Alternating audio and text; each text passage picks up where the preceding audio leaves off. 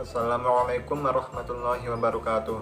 Perkenalkan, nama saya Muhammad Khazanul Ulya dengan nomor NIM 204010778. Di sini saya akan menjelaskan mengenai etika bisnis dan globalisasi.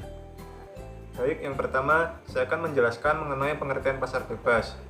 Pasar bebas atau free trade adalah perpindahan barang dan jasa di antara negara-negara tanpa adanya rintangan politik atau ekonomi. Pasar bebas dipraktekkan di dunia karena tidak akan ada negara, bahkan yang berteknologi maju sekalipun, yang dapat memproduksi semua produk yang diinginkan dan dibutuhkan rakyatnya. Baik, selanjutnya yaitu konsep Islam tentang pasar bebas. Islam menawarkan konsep bahwa perdagangan bebas bukanlah perdagangan yang sebebas-bebasnya, namun merupakan perdagangan yang mencoba mengoptimalkan hubungan perdagangan dengan luar negeri di satu sisi dan melarang perdagangan komoditas tertentu yang mengganggu kemaslahatan kaum muslimin di sisi lain. Kriteria bebas menurut konsep Islam adalah perdagangan yang bertanggung jawab, etis, benar, adil, dan seimbang. Etika dalam bisnis global. Norma-norma moral yang memperkuat taraf internasional menurut Richard D. George ada 3 bentuk, yaitu yang pertama, menyesuaikan diri. Maksudnya, bisnis harus menyesuaikan diri dengan norma yang berlaku di tempat itu. Kebenaran yang terkandung dalam pandangan ini berlaku di seluruh dunia. Yang kedua, rigorisme moral. Pandangan ini menekankan bahwa kita harus berpegang pada norma-norma etis yang berlaku di negara kita sendiri.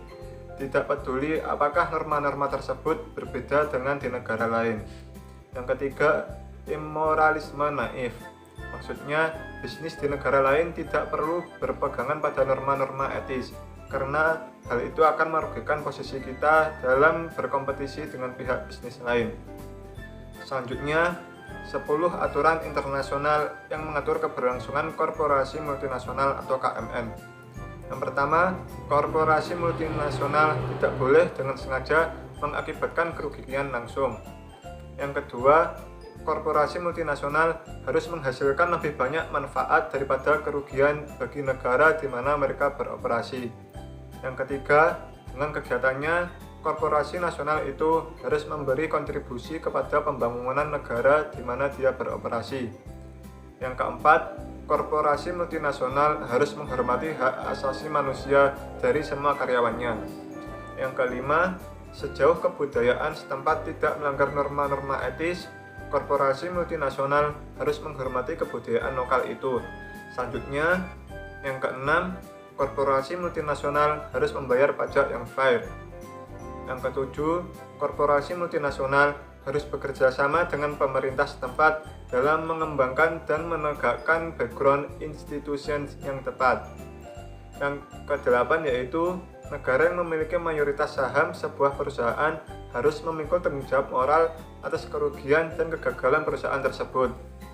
Yang kesembilan, jika suatu korporasi multinasional membangun pabrik yang berisiko tinggi, ia wajib menjaga supaya pabrik itu aman dan dioperasikan dengan aman.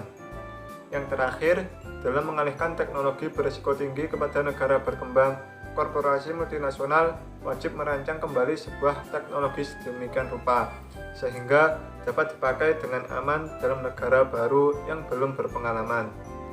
Baik, selanjutnya yaitu lingkungan bisnis dalam ekonomi global.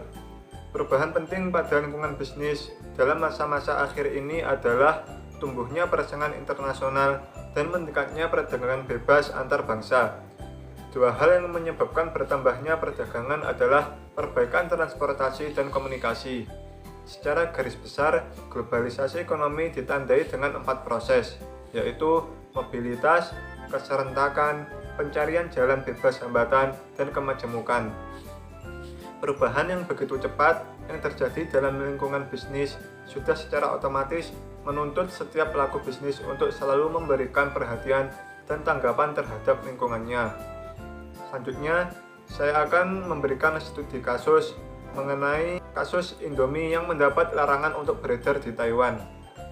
Kasus Indomie yang mendapat larangan untuk beredar di Taiwan karena disebut mengandung bahan pengawet yang berbahaya bagi manusia dan ditarik dari peredaran. Zat yang terkandung dalam Indomie adalah metil parahidroksibenzoat dan benzoik acid atau asam benzoat. Dan pihak Taiwan telah memutuskan untuk menarik semua jenis produk Indomie dari peredaran. Kasus Indomie kini mendapat perhatian anggota DPR. Komisi 9 DPR akan meminta keterangan langsung mengenai kasus Indomie ini mengapa bisa terjadi. Apalagi pihak negara luar yang mengetahui terlebih dahulu akan adanya zat berbahaya yang terkandung di dalam produk Indomie. Ketua BPOM Kustantinah juga membenarkan tentang adanya zat berbahaya bagi manusia dalam kasus Indomie ini. Kustantinah menjelaskan bahwa benar Indomie mengandung nipagin, tetapi kadar kimia yang ada dalam Indomie masih dalam batas wajar dan aman untuk dikonsumsi.